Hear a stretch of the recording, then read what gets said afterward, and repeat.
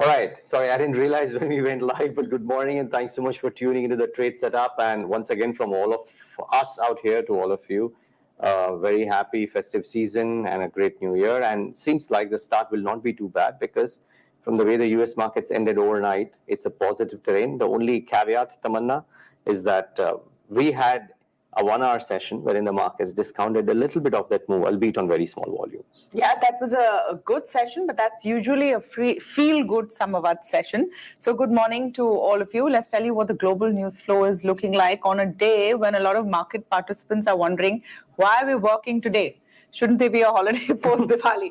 Nevertheless, U.S. markets, like Neeraj said, did end in the green powerfully on the back of a tech rally. And once again, Microsoft was the big winner of the day.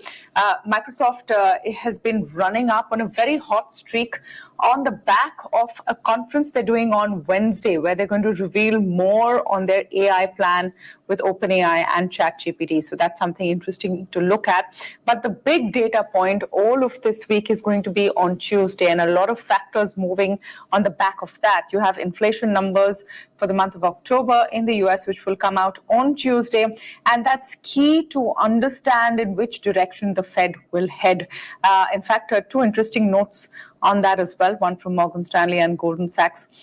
Overnight, on Sunday evening, their economists have put out those notes, and I'll tell you about it in just a bit. But before that, Moody's also lowered its rating outlook on the US government to negative from stable on Friday. Not that it made much of an impact on the futures markets in the US. Now, I was telling you about that Morgan Stanley note. It says that US GDP growth will slow next year, and they expect the first of the rate cuts from the Fed in June of 2024. Now, Goldman Sachs has also put out a note on Sunday evening, but there's a bit of a divergence there. They expect the first rate cuts from Q4 of 2024 and a smaller amount as well. So we'll have to see which one pans out, but that also reflects the kind of confusion in market participants to what is really going to happen. Nevertheless, crude has been fairly steady. It did rise up to $81, but the trend and the outlook is heading downwards because there is now a feeling that the Gaza escalation is not going to go beyond that border. The rest of the neighboring countries are not really going to get involved. And secondly, also a Chinese economy slowdown is going to have an impact. 10-year treasury yields are flat. They're also waiting for those big inflation cues. What's the trade setup looking like here, Neeraj? Well, global market support, okay. So Tamanna, on that front, we should be good. But as Tamanna rightly said, that the US CPI data remains the key to what world equities do, I might add. Remember, last week, Jerome Powell had put a spanner in the wheels of the bulls. Can the inflation data, aided by lower crude prices month on month, actually surprise on the downside? Have the markets already factored that in, or is there a positive element there too? That might well determine what happens to equities. So I would reckon that for the next 2 days, global markets largely don't either, hunker down too much or don't really have a very large rally as well. They kind of stay steady until the data comes out. But the leg to the current rally looks very, very, very strong from an Indian perspective, simply because of the fact that the result season is actually ending on a very positive note. All through the last 48 or 72 hours, the results that have come out have been fairly constructive, part one, and banks haven't participated as yet. We just haven't seen any participation from banks, and we've moved up a little bit from those slightly lower levels of 19,000. Can they actually participate and give more legs to the rally? So that's the key other thing to watch out for. And Pharma remains center stage. I mean, 3.5% rally last week. Think about it. The biggest gainer, or amongst the biggest notable gainers last week, was Newland Labs, 40%, and that was a pharmaceutical stock. So Pharma remains center stage. Biocon numbers haven't been too bad. I'll talk about it. But yep, that seems to be the order of the day, Tamanna.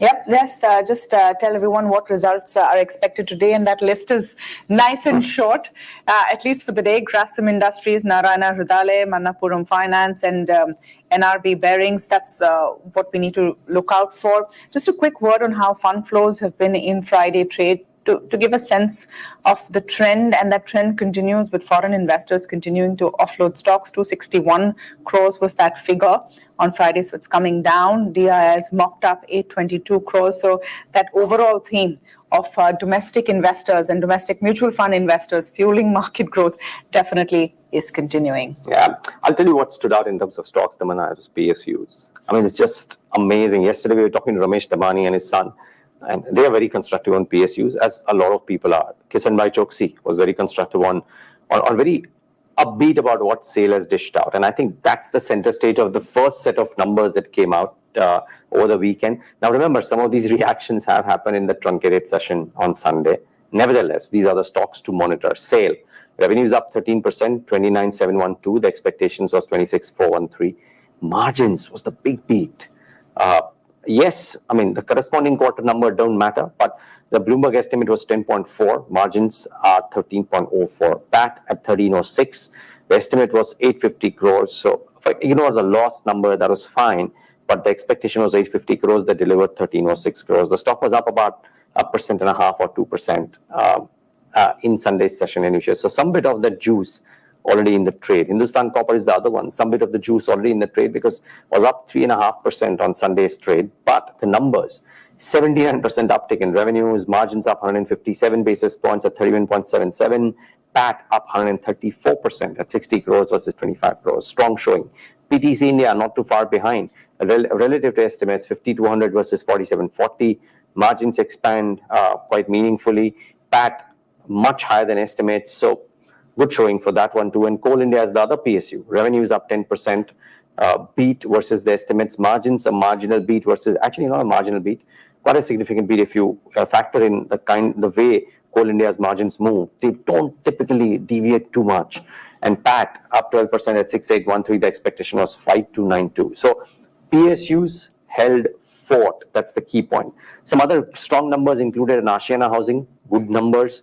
PAT versus a loss, EBITDA positive versus a loss, EBITDA loss, and Rishabh Instruments, wherein revenues were up 31%, margin 720 basis points, PAT at 22 versus 6 crores. Remember, not to forget Eicher Motors, the other big boy, not the PSU, but extremely strong showing relative to estimates. PAT beat, margin beat, revenue beat. You couldn't ask for more from this one. Then some weak showing. RCF was wobbly, 25% downtick in revenues. Operating profit margins cracked, PAT down 80%, and this follows almost all other fertilizer names. And remember, the con calls from the fertilizer companies haven't been strong either. So that's to be kept in mind. Glenmark Pharma was iffy, if you will. So was Garden Reach Shipbuilders. Glenmark had a loss versus a profit. Garden Reach revenues were up 31%, but margins corrected as a result of which PAT lower than what was estimated. So here's that small anomaly. In Garden Reach Shipbuilders case, revenues and PAT were positive but lower than estimates. In Biocon's case, revenues were a marginal miss, margins a marginal miss, but the profit after tax, the reported PAT, was doing well, 172 or did well, 172 crores versus 143 crores. So that's the other one. I mean, Tata Chemicals was ho-hum. Brokerages are largely saying that they are not as constructive, and will happen with commodity chemicals and fertilizer names that H2 not necessarily the strongest. Any brokerage names that stood out, Tamanna? Well, a lot of interesting notes. The big one, I think, was the one on when the Fed will cut. But in terms of our scripts, interesting Morgan Stanley note on Aditya Birla Fashion. They've said it's an 80% probability that the share price will fall relative to the country's index over the next 15 days. They have reported, though, weak Q2 demand trends, and net debt has also increased for the company to about 43 billion, and they have said that they believe the weaker balance sheet will weigh on stock performance. So that is definitely one script to watch out for in trade today. Yeah, well, let's see.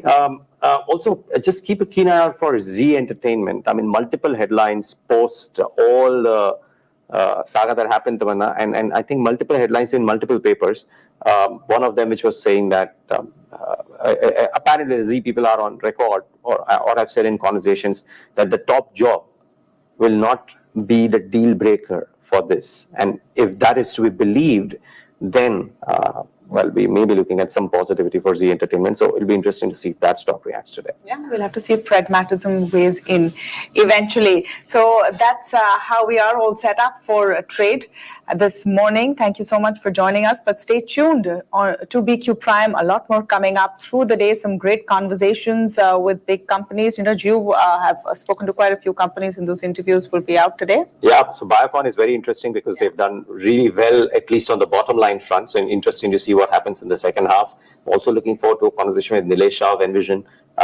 More importantly, because he's made some fairly interesting calls around consumption. So that's a conversation that people may not want to miss as well. And a few others, of course, including the FNO show, Ask Me Q, and a few more. I think we've spoken to Hindalco as well, a lot of companies where you will hear the story behind their numbers. So that's it for Neeraj and me for now, but stay tuned to BQ Prime.